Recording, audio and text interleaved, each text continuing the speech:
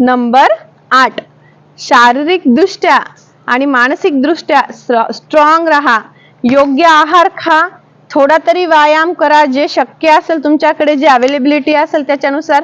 तुमची जर तब्येत चांगली असेल, सुदृढ शरीरातच सुदृढ मन आणि सुदृढ विचार हे वास करत असतात. सतत तुमचं काही दुखत असेल, तुम्हाला त्रास देत असेल, फोनमध्ये सर्च करा, आहार बदला. आहार योग्य केला की तब्येत चांगली होते. आहार योग्य आणि थोडासा व्यायाम आणि थोडंसं मेडिटेशन, मनन, चिंतन, एकाग्रता हे जर गोष्टी तुम्ही आयुष्यामध्ये दररोजच्या सामील केल्या तर तुमचं आयुष्य नक्कीच बदलेल. आहारच आपलं शरीर ठरवत असते आणि आपलं सुदृढ शरीरच आपलं मन आणि विचार ठरवत असते. एखादा व्यक्ती आहे त्याचं शरीरच त्याला साथ देईनच चाललं तर तो हमाली सुद्धा नाही करू शकत, त्याला 4 पैसे पाहिजे असेल तर.